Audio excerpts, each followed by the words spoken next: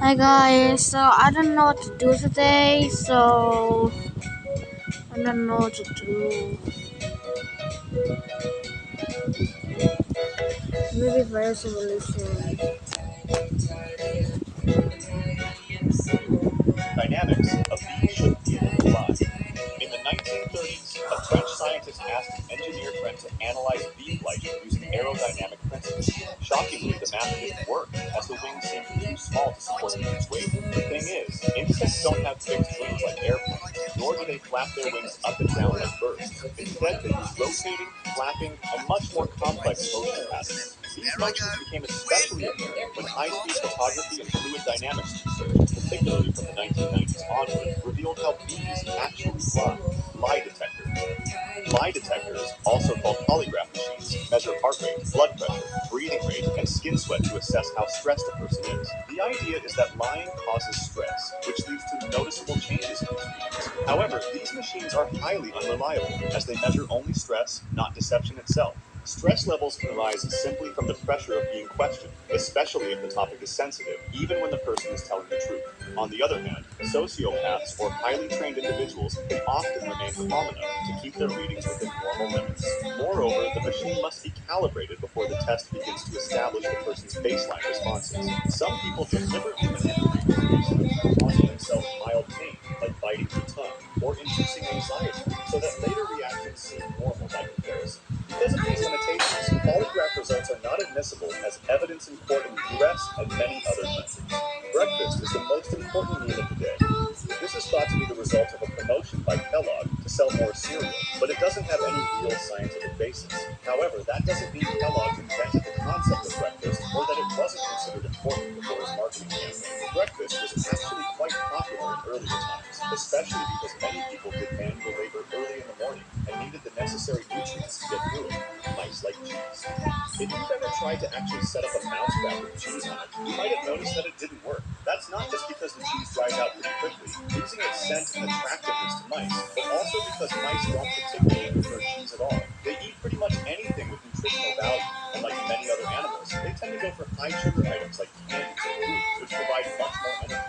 The myth might have originated because, in the past, people stored food like grains, cured meats, cheese in cellars or pantries. Since cheese was one of the more aromatic and accessible foods left out or stored where mice could reach it, people would see mice eating cheese and start thinking they had a special preference for it. There are alpha and beta wolves. In the 1960s, a biologist named David Beck studied wolves that were domesticated by observing their behavior. That some wolves were more dominant, so-called alpha wolves, while others were more submissive, labeled beta or omega. However, this dominance hierarchy is mostly a result of captivity, where wolves are forced into close quarters. In the wild, wolf packs are typically families made up of two parents and their offspring, with no rigid dominance ladder. Even David Beck himself later reversed his position. After observing wild wolves, he recognized the flaws in the earlier research and has since repeatedly asked people to stop using his outdated study. Before Columbus, people thought the world was flat. Many think that people before Columbus thought that the world was flat, but that's just outright false. Going as far back as ancient Greece, in the 5th century BCE, around 2,000 years before Columbus, educated people already knew the Earth was round. Pythagoras and Plato themselves supported the idea of a spherical Earth, and by the 3rd century BCE, Eratosthenes not only knew the Earth was round, but he even calculated its circumference with surprising accuracy using shadows and geometry. To be precise, he was only 2% off, which is absolutely crazy. This myth might have originated from Washington Irving's book in 1828 called A History of the Life and Voyages of Christopher Columbus, where he fictionalized a dramatic scene where churchmen and scholars argued with Columbus, claiming the Earth is flat, while the actual real debate was about the size of the ocean. Goldfish have a short memory. A popular myth says that goldfish have a memory of just 3 seconds, but that couldn't be further from the truth. In fact, they actually have a pretty good memory. They're able to remember things from up to 5 months ago, and they're also quite smart. They can be trained to swim through hoops, push levers, and follow patterns. Interestingly, they can also distinguish between different songs and sounds, as shown in studies where goldfish were successfully trained to associate specific sounds with feeding time. Furthermore, they can recognize human faces and often swim to the front of the tank when they see their regular caregiver. Their attention span isn't as bad as people think either. They've even been able to complete puzzles and navigate mazes. Dogs only see in black and white. While we have around 6 million cone photoreceptor cells in our eyes, dogs have only about 1.2 million. Also, we have three types of cones, red, green, and blue, while dogs have only two, yellow and blue. This, however, doesn't mean that they only see in black and white. What they have is called dichromatic vision, meaning they mostly see just yellow and blue, with other colors appearing as different shades of these two. Essentially, it's similar to how colorblind people perceive the world. It's just a bit harder for dogs to distinguish colors in certain parts of the spectrum. For example, anything from red to green would appear as various shades of yellow or brownish colors. Keep in mind, though, that what they lack in vision, they more than make up for with their sense of smell. They have about 220 million to 300 million olfactory receptors, while humans have around 5 to 6 million, and the part of their brain devoted to smell is proportionally about 40 times larger than in humans. This enables them to detect scents at concentrations as low as 1 part per trillion, which would be like detecting a single drop of liquid in 20 Olympic swimming pools. Shaking a Polaroid picture will help it develop. Not only does shaking a Polaroid not help the picture develop, but it actually pushes the developing chemicals to one side, causing over or underdevelopment. The myth comes from the habit associated with older Polaroid cameras, where users had to pull apart 2 layers of film after a short development time. During this process, waving or shaking the photo helped it dry faster, especially when the developer or fixer was still wet and could smudge. However, this didn't apply to later models, which developed internally and didn't require any separation or shaking. Interestingly, the popular song Hey Ya by Outkast helped reinforce the myth with its famous lyric, "Shake it like a Polaroid picture." After the song took off, Polaroid had to publicly explain that shaking the photos was actually counterproductive. Fruit juice is healthy. Many people who are used to eating sweets and want to go on a diet often start drinking fruit juice as a substitute for sweetness, but in reality, it's not that great of a choice. The reason is that the sweet flavor in juice comes from a type of sugar called fructose, so at the end of the day, you're still eating sugar. Depending on the quantity and the fruit, some juices can even contain as much sugar as a can of Coca-Cola. On top of that, fruit juice is a liquid, which makes it much easier to consume quickly and in large amounts without much thought, unlike solid fruit, which takes longer to eat and is more filling.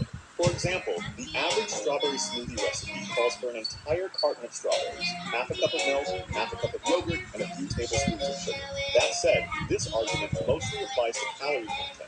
Fruits do tend to be healthier than sodas overall, thanks to the vitamins, fiber, and other nutrients that come with those calories. If you want the best of both worlds, though, get you some Gamer Subs drinks from the sponsored link in the description. They have 0 sugar, less than 1 calorie, less than 1 carb. They taste like your favorite fruits, and they're healthy too. And by the way, from May 16th to May 23rd, you'll get free shipping if you use my code. Genetically modified organisms, GMOs, are bad and unhealthy. Crops or foods whose DNA has been modified aren't inherently bad. Most of these modifications actually make the organisms healthier by making them resistant to disease or enhancing their nutritional value. For example, golden rice, a GMO, was developed to help fight vitamin A deficiency in poor regions. Overall, GMO crops have helped reduce the need for pesticides, land use, and water consumption. It's essentially a modern form of selective breeding, something humans have been doing for thousands of years, just with less precise methods. A clear example is how wild corn was gradually transformed into the sweet corn we eat today. That said, GMOs aren't inherently good either. These DNA modifications must be rigorously studied before being released to the market to avoid unintended effects on human health and the environment. Your blood is blue when not oxygenated. Blood actually comes in just 2 shades of red, dark red for venous blood and bright red for arterial blood. Arterial blood is oxygen rich, which gives it its bright red color. The myth that blood is blue likely comes from the fact that veins appear bluish under the skin. However, this is due to how light penetrates and scatters through the skin, not because the blood itself is blue. You generally won't see arteries through the skin because they're located deeper in the body and are better protected. This is important since a cut to an artery can cause rapid blood loss, and you could even bleed out in minutes due to the high pressure at which oxygenated blood is pumped from the heart. Knuckle cracking leads to arthritis. The sound of knuckle cracking comes from gas bubbles popping in the joint fluid, and it doesn't cause any damage to the bones, cartilage, or ligaments. There even was a famous study by Dr. Donald Unger, who cracked the knuckles on one hand for 60 years and found no difference in arthritis between his 2 hands. The myth likely originated from made-up warnings intended to discourage people from cracking their knuckles, mostly because others found the sound annoying. You are supposed to pee on a jellyfish sting to ease the pain.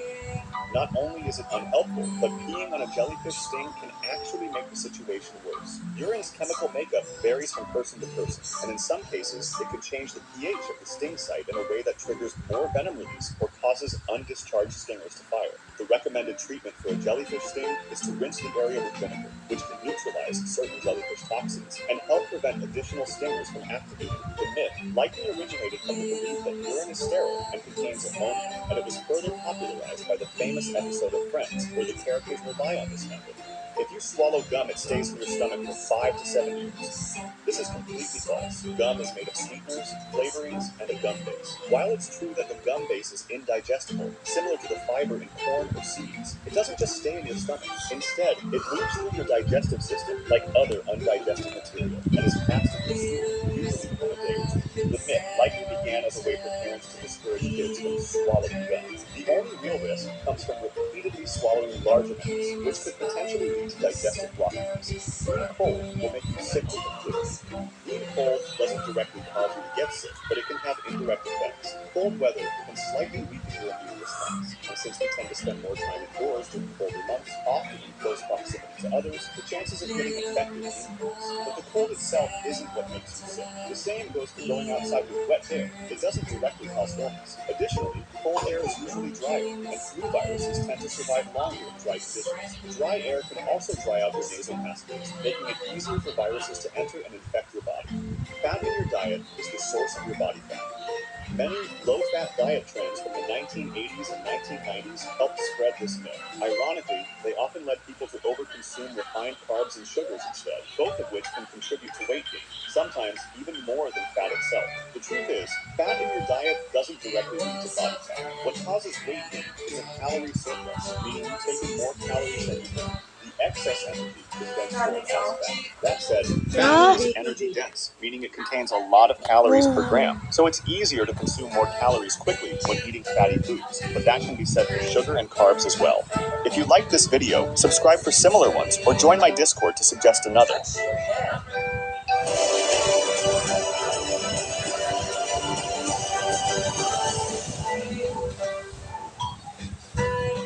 Motion after effect. Stare at the center of this moving image. When I'll tell you to look away, you'll see everything around you zooming and moving, making a kind of breathing movement. This happens because your eyes try to adapt to this type of movement, and when you look at something stationary, they take a while to readapt. Now take a look around you. Do you see it? And Statue of Liberty disappearing.